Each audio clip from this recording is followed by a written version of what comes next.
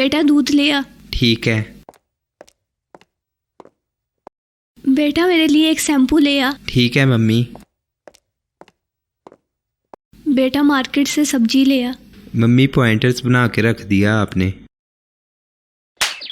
Hello friends, welcome to new video of C programming course. आज हम लोग सी programming language के एक और बहुत इंपॉर्टेंट कॉन्सेप्ट के बारे में समझने वाले हैं, जो कि है पॉइंटर्स। अगर आपको पॉइंटर का टॉपिक काफ़ी डिफिकल्ट और कंफ्यूजिंग लगता है तो ये वीडियो आपके लिए है। आज हम पॉइंटर के कॉन्सेप्ट में डीप डाइव करने वाले हैं और इस वीडियो के ख़त्म होने तक आप पॉइंटर के कॉन्सेप्ट को पूरी तरह अच्छे से समझ जाएंगे। सबसे पहले पॉइंटर्स के बेसिक कॉन्सेप्ट से शुरू करते हैं। पॉइंटर एक ऐसा वेरिएबल होता है जो दूसरे वेरिएबल्स के मेमोरी एड्रेस को स्टोर करता है। फॉर एग्जांपल हमने बात की थी कि जब हम एक वेरिएबल बनाते हैं तो मान लो कि एक डब्बा बन जाता है और वो हमारी मेमोरी में कहीं ना कहीं स्टोर हो जाता है। तो यार जहाँ पर हमारा वेरिएबल स्टोर होता है ना, उस मेमोरी का कोई ना कोई पर्टिकुलर एड्रेस होता है। जैसे वेरिएबल हमारे पास कोई वैल्यू स्टोर करने के लिए यूज़ होता है, उसी तरह पॉइंटर हमारे पास उस वेरिएबल का एड्रेस स्टोर करने के लिए यूज़ होता है। इससे हम डायरेक्टली मेमोरी में डाटा एक्सेस कर सकते हैं और प्रोग्राम को ऑप्टिमाइज कर सकते हैं। एक एग्जांपल से समझते हैं। सोचो आप एक बुक लिख रहे हो और आपने पेज नंबर 5 पर कुछ इंपॉर्टेंट पॉइंट्स लिखे हुए हैं। अब अगर आपसे कोई उन इंपॉर्टेंट पॉइंट्स के बारे में पूछता है तो आप डायरेक्टली बता सकते हैं कि आपने उन इंपॉर्टेंट पॉइंट्स को पेज नंबर 5 पर लिखा है, जिससे कि वो डायरेक्टली उस पर जाकर उसे देख सकता है। सो इस तरह आपने डायरेक्टली उस पेज का लोकेशन बताकर सामने वाले के लिए उन इंपॉर्टेंट पॉइंट्स को ढूंढना ईजी कर दिया। नहीं तो वो उन इंपॉर्टेंट पॉइंट्स को पूरी बुक में ढूंढता रहता। यही पॉइंटर्स का कंसेप्ट है। पॉइंटर एक रेफरेंस है जो हमें मेमोरी के अंदर वेरिएबल या डाटा की एग्जैक्ट लोकेशन या एड्रेस बताता है।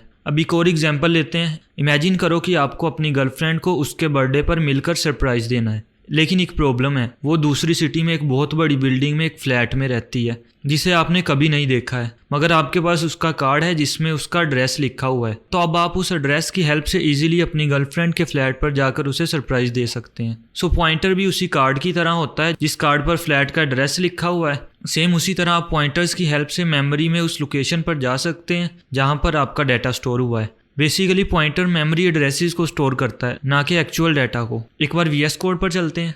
यहाँ पर हम एक न्यू फोल्डर बना लेते हैं पॉइंटर्स के नेम से। सबसे पहले हम देख लेते हैं कि किसी वेरिएबल का एड्रेस कैसे प्रिंट करते हैं। इसके लिए यहाँ पर एक न्यू फाइल बनाते हैं, प्रिंटिंग एड्रेस, एंटर करते हैं। अब यहाँ पर हम कुछ कोड लिख देते हैं, #include, यहाँ पे आएगा studio.h। नेक्स्ट लाइन पे लिख देते हैं int main function curly braces, इसके बीच में हम लिखेंगे रिटर्न 0। अब आते हैं यहाँ पर हम एक वेरिएबल बना लेते हैं int num के नेम से और उसमें हम स्टोर कर देते हैं 10। अब फटाफट से इस वेरिएबल का एड्रेस प्रिंट कर लेते हैं।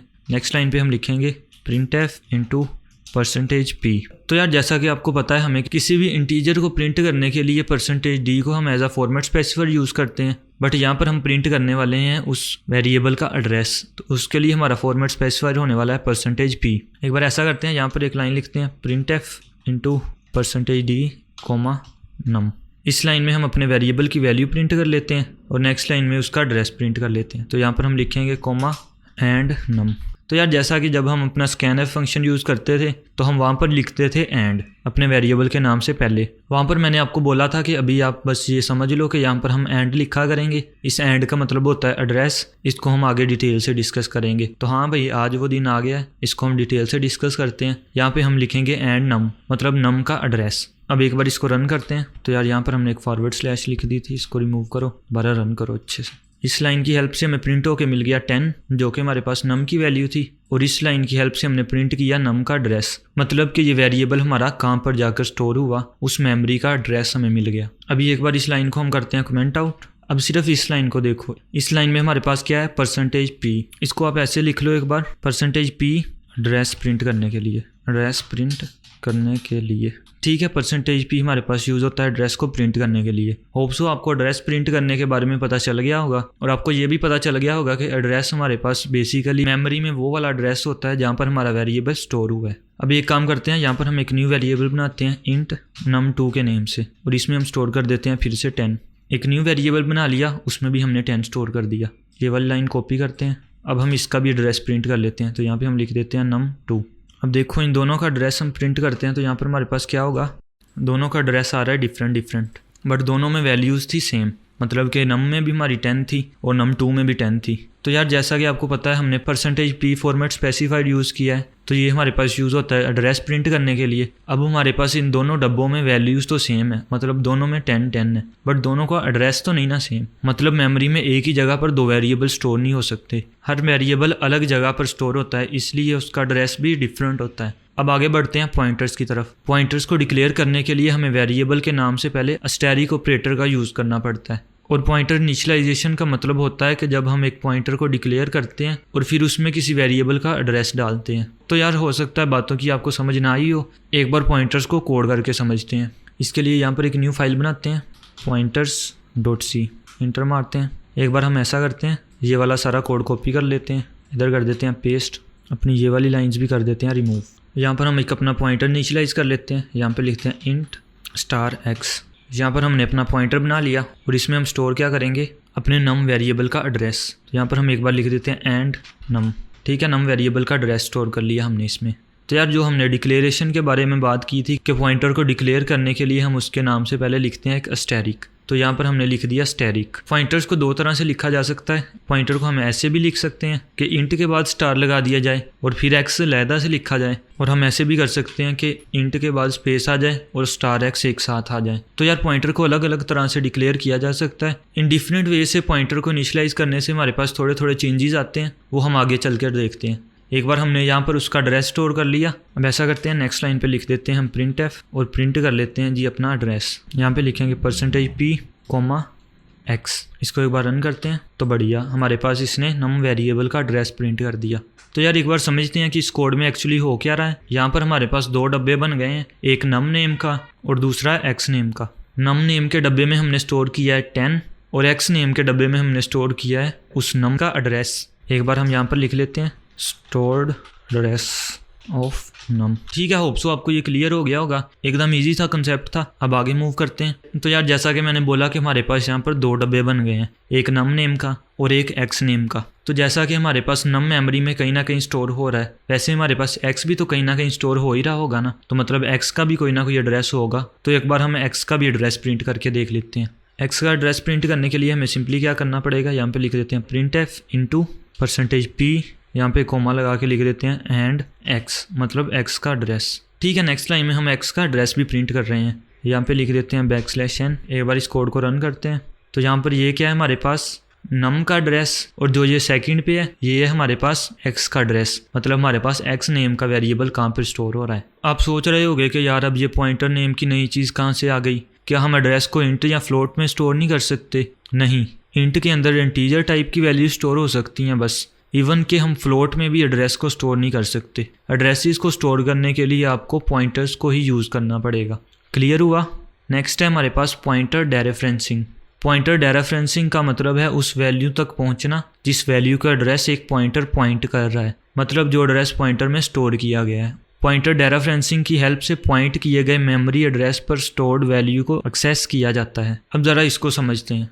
इसके लिए यहाँ पर हम एक न्यू फाइल बना लेते हैं, नाम रख देते हैं पॉइंटर डेरेफरेंसिंग, ठीक है, .c लिख दिया, इंटर मारते हैं। एक बार इसको क्लोज कर देते हैं। यहाँ पे आते हैं, ये वाला कोड कॉपी कर लेते हैं, यहाँ पे करते हैं पेस्ट। एक बार यहाँ पे आओ, यहाँ पर जो हमने फर्स्ट printf फंक्शन यूज़ किया उसमें हमने प्रिंट किया था नम का एड्रेस, और दूसरे वाले printf फंक्शन की हेल्प से हमने प्रिंट किया था x का एड्रेस। तो इसके लिए यहाँ पर एक बार हम लिख लेते हैं the address of num is this, ठीक है। नम का एड्रेस ये है हमारे पास, इसको यहाँ से इतना कॉपी करते हैं, यहाँ पे करते हैं paste, the address of x is this, ठीक है। x का एड्रेस ये है हमारे पास। अब अगर यहाँ पर मैं लिखूँ printf इंटू %d, $x, तो अब क्या होगा, एक बार इस चीज़ को करो कमेंट आउट। अब देखो इसको करते हैं रन, तो हमारे पास प्रिंट हो गया 10। तो यार कुछ गड़बड़ नहीं हो गई? यहाँ पर तो हमारे पास कुछ और ही प्रिंट होना चाहिए था, है ना। जैसे यहाँ पर हमने बनाया $x नेम का पॉइंटर और यहाँ पर हमने $x पॉइंटर को %d से प्रिंट कर लिया, तो यहाँ पर हमारे पास एड्रेस ही प्रिंट होना चाहिए था, बट यहाँ पर हमारे पास प्रिंट हो रहा है 10। 10 हमारे पास क्या है, जैसे यहाँ पर हमारे पास नम की वैल्यू 10 है, तो हम मान सकते हैं कि ये वाला 10 प्रिंट हो गया। तो यार मानना क्या है, एक बार इधर चेंज करते हैं। फॉर एग्जांपल यहाँ पर हम 20 लिख देते हैं। अब इसको रन करते हैं तो हमारे पास हो गया 20। तो अब हमें कन्फर्म हो गया कि यहाँ पर हमारे पास नम की वैल्यू ही प्रिंट हो रही है। बट ये बात अभी भी हमारे पास क्लियर नहीं हुई कि हमारे पास नम की वैल्यू क्यों प्रिंट हो रही है। क्योंकि नम की वैल्यू प्रिंट करने के लिए तो हमें यहाँ पर स्टार एक्स की जगह नम लिखना पड़ेगा, है ना। एक बार इसको देखते हैं, यहाँ से कॉपी करते हैं, यहाँ पे करते हैं पेस्ट, और यहाँ पर हम अगर लिख देते हैं स्टार एक्स की जगह नम \n देते हैं यहाँ पे। अब रन करते हैं। ये चीज़ तो हमें क्लियर हो रही है कि हमने यहाँ पर नम की वैल्यू प्रिंट की जो कि 20 थी, तो हमारे पास 20 आउटपुट आ गई। बट यहाँ पर हमने स्टार एक्स को प्रिंट किया तो हमारे पास 20 क्यों आ रहा है? तो यार यहाँ पर बेसिकली हमारी पॉइंटर डेरेफरेंसिंग यूज़ हो रही है। एक बार इस कोड को समझते हैं। यहाँ पर हमारे पास एक डब्बा है नम नेम का, और उसके बीच में हमने स्टोर किया है 20, और उसके बाद हमारे पास एक डब्बा है एक्स नेम का, और उसमें हमने स्टोर किया है नम का एड्रेस। फॉर एग्जांपल नम का एड्रेस है हमारे पास XY300, तो इस डब्बे में हमारे पास है XY300 यानी कि नम का एड्रेस। इस लाइन में जो हमने लिखा है ना, प्रिंट करो जी हमारे पास स्टार एक्स की वैल्यू, इसका मतलब है कि ये एक्स में दिए हुए एड्रेस पर पड़े हुए वेरिएबल की वैल्यू को पॉइंट कर रहा है। नहीं समझे? इसका मतलब है कि एक्स नामी डब्बे में जिस भी वेरिएबल का एड्रेस पड़ा हुआ है ना, उसकी वैल्यू को पॉइंट करो। जैसे यहाँ पर हमारे पास नम पड़ा है तो ये नम की वैल्यू को पॉइंट कर रहा है। नम की वैल्यू क्या थी? 20, तो इसने हमारे पास 20 प्रिंट कर दिया। तो समझ आ रहा है ना कि पॉइंटर डेरेफरेंसिंग का क्या काम होता है। बेसिकली पॉइंटर में जिस वेरिएबल का एड्रेस दिया होता है ना, ये उस वेरिएबल की वैल्यू को पॉइंट करता है। होप सो पॉइंटर डेरेफरेंसिंग का कॉन्सेप्ट क्लियर हुआ होगा। अब आगे बढ़ते हैं। आगे हमारे पास पॉइंटर्स इन फंक्शंस। फंक्शन में आर्गूमेंट्स पास करने के दो तरीके होते हैं, पास बाय वैल्यू और दूसरा pass by reference. Pass by value, इसमें फंक्शन को हम आर्गूमेंट्स की वैल्यू की कॉपी पास करते हैं। इस चीज़ को हम फंक्शंस वाली वीडियो में डिस्कस कर चुके हैं। एक काम करते हैं, एक बार अपनी वही फाइल ओपन कर लेते हैं। यहाँ पे ढूंढते हैं वो वाली फाइल किधर है। फंक्शंस वाला फोल्डर ओपन करो, जब ढूंढो, ये रही। तो यार ऐसे ही हम अलग से कोड करके इसको समझे, सिंपली यहाँ से ही देख लेते हैं। यहाँ पर हमने बात की थी कि यहाँ पर हमारे पास दो आर्गूमेंट्स हैं मेन फंक्शन में, ए और बी, और वही ऐड फंक्शन में हमने दो पैरामीटर्स बनाए हैं, इंट एक्स और इंट वाई। हमारे जो आर्गूमेंट्स हैं ए एंड बी, ये वैल्यू सेंड करते हैं और parameters x y value receive कर रहे हैं। तो यहाँ पर हमारे पास ए वाले डब्बे में जो वैल्यू होगी, उस वैल्यू की कॉपी हम पास कर देंगे एक्स वाले डब्बे में, और जो बी वाले डब्बे में वैल्यू होगी, उस वैल्यू की कॉपी हम पास कर देंगे वाई वाले डब्बे में। एक बार फिर इसको रन कर लेते हैं। फॉर एग्जांपल यहाँ पर हम ए की वैल्यू इंटर कर देते हैं 5 और बी की वैल्यू इंटर कर देते हैं 10। तो हमारे पास आउटपुट आ रही है 15, क्योंकि यहाँ पर हमने x और y को ऐड किया, मतलब 5 और 10 को ऐड करके हमारे पास आउटपुट आ गई 15। बट यहाँ पर अगर आप देखो तो थोड़ा सा कंफ्यूज हो सकते हो कि यहाँ पर हमें वैल्यू मिली a की और b की। a की वैल्यू थी 10, मतलब a नामे डब्बे में वैल्यू थी 10 और b में थी 5। बट यहाँ पर हम सम कर रहे हैं x प्लस वाई, मतलब x और y को ऐड कर रहे हैं। x और y की वैल्यू तो थी नहीं हमारे पास तो वैल्यू थी a और b की। तो यार यहाँ पर हमने पास बाय वैल्यू का कंसेप्ट यूज़ किया है। a की वैल्यू पास करके x में चली गई और b की वैल्यू पास करके y में चली गई। अब समझते हैं पास बाय रेफरेंस के बारे में। तो यार पास बाय रेफरेंस में आगे बढ़ने से पहले आप एक चीज़ को समझो। इसके लिए यहाँ पर हम पॉइंटर्स में एक न्यू फाइल बनाते हैं, XYZ का नाम दे दिया, ठीक है, .c कर देते हैं, कोई भी नाम दे लो इसको आप फाइल को। ऐसा करते हैं, एक बार ये फाइल्स क्लोज कर देते हैं, टर्मिनल भी डिलीट कर देते हैं, और ये पॉइंटर्स वाला कोड कॉपी कर लाते हैं। यहाँ पे पेस्ट किया, इनको भी कर दो क्लोज।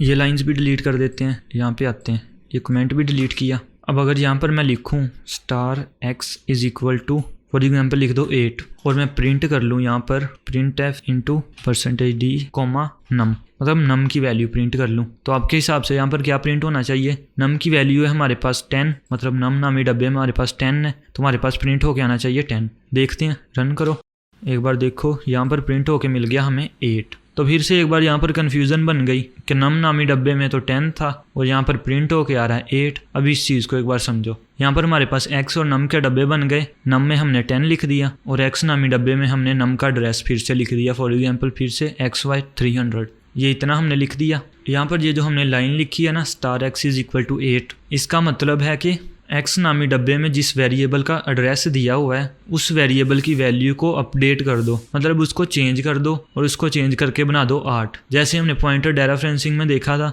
कि हम उस एड्रेस वाली वैल्यू को पॉइंट करते थे, अब यहाँ पर उस वैल्यू को हम चेंज कर रहे हैं, समझ लो अपडेट कर रहे हैं। तो यहाँ पर हमारे पास नम की वैल्यू अब 10 की जगह हो जाएगी 8, इसीलिए आउटपुट में हमारे पास 8 प्रिंट होके आ रहा है। तो यार शायद आपको मेरी आवाज़ आज थोड़ी सी चेंज लग रही होगी। आपके भाई का ना गला ख़राब हुआ है, इसी वजह से आज थोड़ी सी आवाज़ चेंज है। कुछ नहीं होता, इससे गुजारा करो। होप्सो नेक्स्ट वीडियो रिकॉर्ड करने तक रिकवर हो जाएगा, तो आपको उसमें ऐसा कोई इशू देखने को नहीं मिलेगा, ठीक है। एक बार गुजारा करो। अब आगे मूव करते हैं। अब समझते हैं पास बाय रेफरेंस। इसमें फंक्शन को वेरिएबल्स के एड्रेसेस दिए जाते हैं। इसका मतलब है कि अगर फंक्शन में कोई चेंज वेरिएबल की वैल्यू में किया जाता है तो वो ओरिजिनल वैल्यू में भी रिफ्लेक्ट होता है, क्योंकि फंक्शन को ओरिजिनल वेरिएबल का रेफरेंस दिया जाता है। मीन्स के हम फंक्शन को पॉइंटर के एड्रेस पास करते हैं, जिससे फंक्शन में अगर हम कोई वैल्यू चेंज करते हैं तो वो चेंज ओरिजिनल वैल्यू को भी रिफ्लेक्ट करता है। होप सो ये आपको क्लियर हुआ होगा। एक बार इसको कोड करके समझते हैं। यहाँ पर एक न्यू फाइल बनाते हैं, पास by reference .c।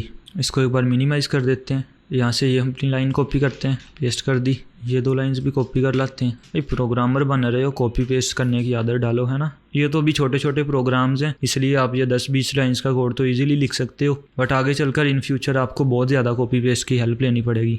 Copy paste की मीम्स तो ऑलरेडी देख ही रखी होंगी बहुत सारी, है ना, तो इसीलिए ये मीम्स भी बनाई जा रही होती हैं कॉपी पेस्ट पे। और दूसरा ये कि प्रोग्रामर अपनी लाइफ में कोड लिखने से ज़्यादा दूसरों का कोड पढ़ता है, कॉपी पेस्ट और दूसरों का कोड रीड करना। आगे चलकर आप मेनली यही 2 चीज़ें कर रहे होगे। ओके, वापिस आते हैं अपने पास बाय रेफरेंस पे। यहाँ पर एक बार हम लिख लेते हैं इंट नम, एक नम नाम का डब्बा बना लिया। इसकी वैल्यू हम करेंगे स्कैन। इसके लिए यहाँ पे लिखते हैं प्रिंट एफ, इसके बीच में हम लिख देते हैं इंटर नंबर। नेक्स्ट लाइन पे हम लिखेंगे scanf into %d comma and num की वैल्यू स्कैन कर लेंगे। अब नेक्स्ट लाइन पर एक बार प्रिंट कर लेंगे हम उसकी वैल्यू, लिखते हैं print F into %d comma, यहाँ पे लिख देंगे नम की वैल्यू हो जाएगी प्रिंट। अब यहाँ पर हम एक न्यू फंक्शन बना लेते हैं वॉइड प्रिंट नंबर के नेम से। ठीक है, प्रिंट नंबर लिख दो, राउंड ब्रैकेट्स, प्रिंट नंबर के नेम से हमने फंक्शन बना लिया। कर्ली ब्रेसेस लगाते हैं और अब आते हैं यहाँ पर हम एक पैरामीटर बना लेते हैं इंट स्टार n के नेम से। ठीक है, हमने एक पैरामीटर यहाँ पर बना लिया। अब आर्गुमेंट्स के जरिए हम अपनी वैल्यू पास करते हैं। यहाँ पे हम लिखेंगे प्रिंट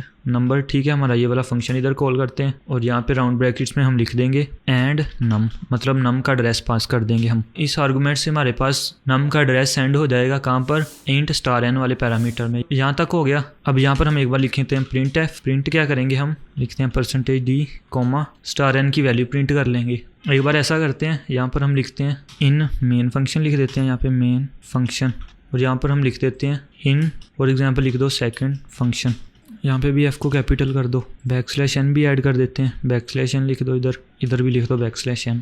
एक बार इस कोड को रन करते हैं, देखते हैं यहाँ पर हमारे पास क्या हो रहा है। हम इंटर नंबर कर देते हैं 5। इन मेन फंक्शन भी हमारे पास 5 प्रिंट हो गया, इन सेकंड फंक्शन भी हमारे पास 5 प्रिंट हो गया। ये चीज़ तो आपको पहले ही क्लियर होगी, पास बाय वैल्यू जैसा ही है कुछ। अब एक बार इसको क्लोज करते हैं, यहाँ पे आते हैं, यहाँ पर हम लिख देते हैं स्टार n = 56। अब देखो इसका क्या मतलब है कि अब हमारे पास नम की वैल्यू हो गई है 56। पहले नम की वैल्यू 5 थी, बट अब हो गई है नम की वैल्यू 56। एक बार यहाँ पर लाइन का स्पेस देते हैं, यहाँ पे आते हैं, यहाँ पे हम लिखते हैं प्रिंट एफ इंटू, यार इधर प्रिंट एफ क्या लिखना, ये वाली लाइन ही कॉपी करते हैं, यहाँ पे कर देते हैं पेस्ट। ये इतना हो गया, और ये वाली लाइन कॉपी करते हैं और यहाँ पे कर देते हैं पेस्ट। अब एक बार कोड को रन करो, इंटर नंबर इंटर कर दो 10। अब क्या कह रहा है, in main function 10, in second function 10, उसके बाद आ रहा है in second function 56, in main function 56। अब एक बार इस पूरे कोड को समझते हैं, इसको क्लोज कर देते हैं, आते हैं मेन फंक्शन में। हमारा कोड रन होना स्टार्ट हुआ, उसने देखा पहले नम नाम का डब्बा है, ठीक है, उसके बाद प्रिंट कर दो इंटर नंबर प्रिंट हो गया। उसके बाद हमने स्कैन की है उस नंबर की वैल्यू, मतलब उस डब्बे में क्या वैल्यू आएगी। हमें वैल्यू मिल गई 10, नम नाम के डब्बे में 10 आ गया। अब आगे है प्रिंट कर दो जी नम की वैल्यू क्या थी 10, तो हमारे पास आउटपुट में आ गया इन मेन फंक्शन 10। उसके बाद हमने अपना प्रिंट नंबर फंक्शन कॉल किया। एक बार देखो उसमें क्या हो रहा है, उसमें हम आए, सबसे पहले हमें यहाँ पर इस पैरामीटर की वैल्यू मिली, पैरामीटर ने वैल्यू रिसीव कर ली 10, स्टार n की वैल्यू आ गई 10। अब हमने नेक्स्ट लाइन में प्रिंट कर दिया जी इन सेकंड फंक्शन प्रिंट कर दो स्टार n की वैल्यू। स्टार n की वैल्यू हमारे पास 10 नहीं थी, तो हमने यहाँ पर प्रिंट कर दिया इन सेकंड फंक्शन 10। हमारे पास ये 2 लाइंस प्रिंट हो गई। उसके बाद नेक्स्ट लाइन में यहाँ पे हमने लिखा है स्टार n = 56। तो यार जैसा कि इस वाले में हमने स्टार x = 8 लिखा था, तो हमारे पास नम नामी डब्बे में 8 चला गया था 10 की जगह। तो सेम यहाँ पर भी वही काम होगा, नम और स्टार n की वैल्यू अब हमारे पास 56 हो गई है। नेक्स्ट लाइन पे हमने प्रिंट किया है, प्रिंट कर दो इन सेकंड फंक्शन स्टार n की वैल्यू 56 थी, तो हमारे पास आउटपुट में आ गया इन सेकंड फंक्शन 56। ये वाला फंक्शन हमारे पास कंप्लीट हुआ। उसके बाद यहाँ पर आए हम, इस लाइन के आगे हमारे पास था प्रिंट एफ, प्रिंट क्या कर दो इन मेन फंक्शन नम की वैल्यू। अब जैसा कि हमारे पास नम की वैल्यू 56 हो चुकी है, तो यहाँ पर हमारे पास प्रिंट हो गया इन मेन फंक्शन 56। इसको ड्राई रन करने से हमारे पास ये 4 लाइंस आ रही हैं। अब इसको एक बार रन करते हैं यहाँ पे, और इन दोनों को देखते हैं सेम ही आ रहा है क्या। इंटर नंबर हमने इंटर कर दिया 10, इंटर करो। तो यहाँ पर हमारे पास ये 4 लाइंस आ रही हैं और ड्राई रन करने पर हमारे पास ये 4 लाइन आई हैं। एक बार देखो ड्राई रन करने से भी हमारे पास सेम आउटपुट ही आ रही है। तो ठीक है, पास बाय रेफरेंस का कॉन्सेप्ट भी क्लियर हुआ। जब हम प्रिंट नंबर फंक्शन में n वेरिएबल को चेंज करते हैं तब मेन फंक्शन में num वेरिएबल भी चेंज हो जाता है, बिकॉज हमने फंक्शन में एड्रेस पास किया था। नेक्स्ट हमारे पास एक छोटी सी प्रॉब्लम है, write a program for swapping 2 numbers. इसको फटाफट से सोल्व करते हैं। यहाँ पर एक न्यू फाइल बना लेते हैं, swapping.c, इंटर मारो। एक बार इसको क्लोज करते हैं, अब आते हैं यहाँ पे। अब फटाफट से मैं हैशटैग इंक्लूड और बाकी की सारी कुछ लाइन्स लिख लेता हूँ। परफेक्ट, ये वाली लाइन जितनी मैंने लिख ली। अब हमें 2 नंबर्स को स्वैप करना है ना। फॉर एग्जांपल यहाँ पर हम एक वेरिएबल बनाते हैं int a is equal to 5। Next line पे हम वेरिएबल बनाते हैं int b is equal to 10। a नामी डब्बे में हमारे पास 5 है और b नामी डब्बे में हमारे पास है 10। नेक्स्ट लाइन पे इसको प्रिंट कर लेते हैं, प्रिंट f a इज़, यहाँ पे लिखो %d कॉमा a की वैल्यू प्रिंट कर देना। इसी लाइन को यहाँ से कॉपी करते हैं, नेक्स्ट लाइन में पेस्ट कर देते हैं। यहाँ पर हम लिखते हैं b इज़, ठीक है, यहाँ पर b की वैल्यू प्रिंट कर देना। एक बार इसको रन करो, a is 5 and b is 10।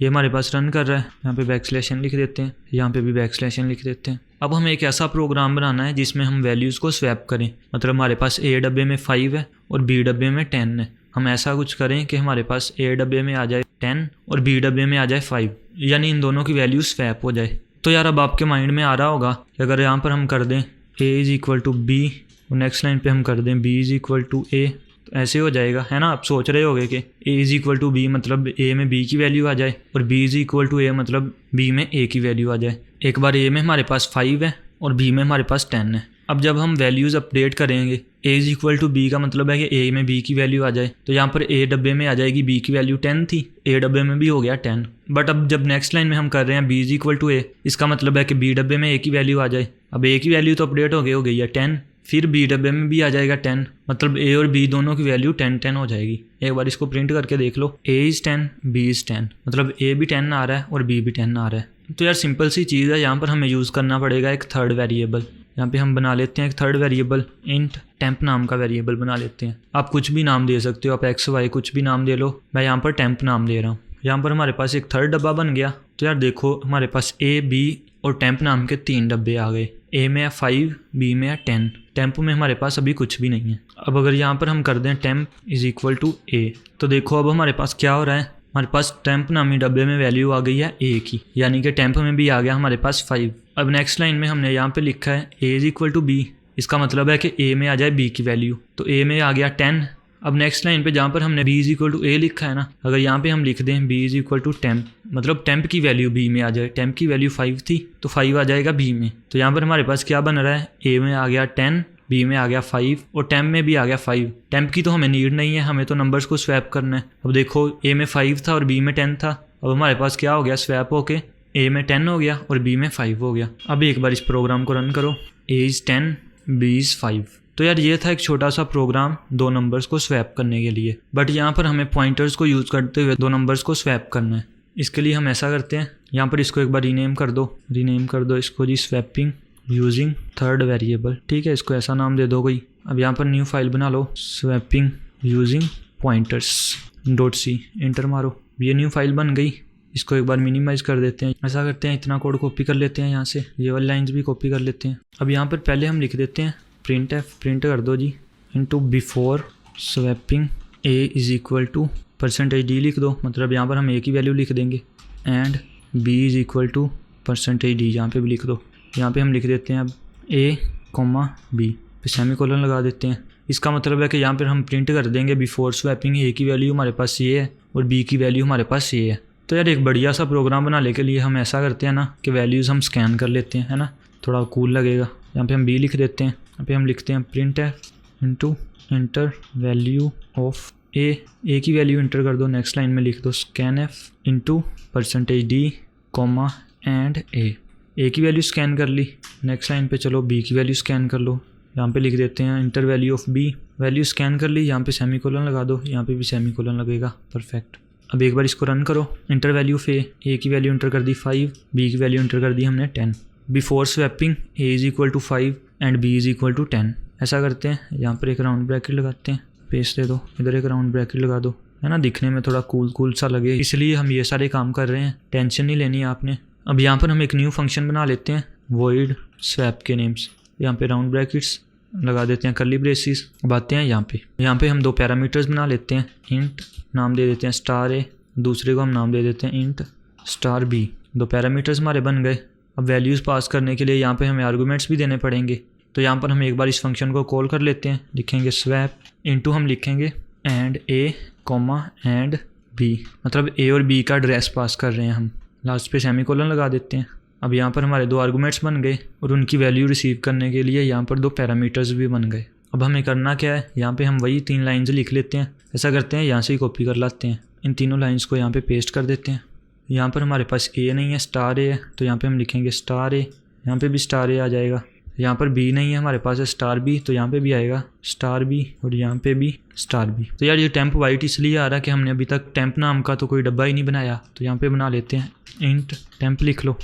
Perfect. अब हमारे पास टेम्प नाम का भी एक वेरिएबल बन चुका है। यहाँ पर हमारी वैल्यूज़ स्वैप हो चुकी होंगी। अब ऐसा करते हैं अपनी उन स्वैप हुई वैल्यूज़ को भी प्रिंट कर लेते हैं। यहाँ पे हम लिखते हैं print F into inverted commas में हम लिखते हैं after swapping A is equal to percentage D लिख देते हैं, फिर and B is equal to फिर से परसेंटेज डी, यहाँ पे आएगा कॉमा, लिख देते हैं ए कॉमा बी, लास्ट पे सेमीकोलन लगाते हैं। तो यार इस प्रोग्राम को एक बार ड्राई रन करने से पहले रन कर लेते हैं। इंटर वैल्यू ऑफ ए की वैल्यू 5 इंटर कर दो। इंटर वैल्यू ऑफ बी की वैल्यू कर दो 10 इंटर। एक बार ऐसा करते हैं, यहाँ पे बैकस्लैश एन देते हैं, यहाँ पे भी बैकस्लैश एन दे देते हैं।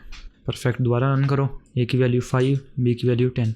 Before swapping A is equal to 5, B is equal to 10। After swapping A is equal to 10, B is equal to 5। हमारी वैल्यूज़ तो हो गई सक्सेसफुली स्वैप।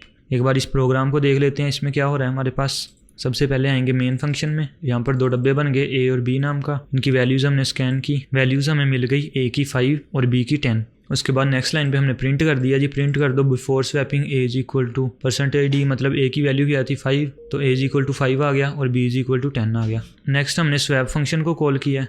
देखो इसमें हमारे पास क्या हो रहा है, स्टार ए ने हमारे पास ए की वैल्यू रिसीव कर ली और स्टार बी ने हमारे पास बी की वैल्यू रिसीव कर ली। नेक्स्ट लाइन पे हमने एक थर्ड वेरिएबल बना लिया और उस थर्ड वेरिएबल में हमने वैल्यू रख दी स्टार ए की। अब टेम्प नामी डब्बे में हमारे पास वैल्यू आ गई है 5। नेक्स्ट लाइन में हमने लिखा है star A is equal to star B. अब हमारे पास ए वाले डब्बे में बी वाली वैल्यू आ गई। तो यार समझ लो हमारे पास स्टार बी की वैल्यू थी 10, तो अब स्टार ए वाले डब्बे में हमारे पास वैल्यू आ गई 10। पहले 5 थी, अब 10 हो गई है। नेक्स्ट लाइन में हमने स्टार बी वाले डब्बे में टेम्प की वैल्यू डाल दी। टेम्प की वैल्यू 5 थी, तो स्टार बी की वैल्यू हो गई 5। स्टार ए की वैल्यू 10 और स्टार बी की वैल्यू 5। आगे बढ़ो। इस फंक्शन में हमारे पास वैल्यूज़ हो चुकी थी।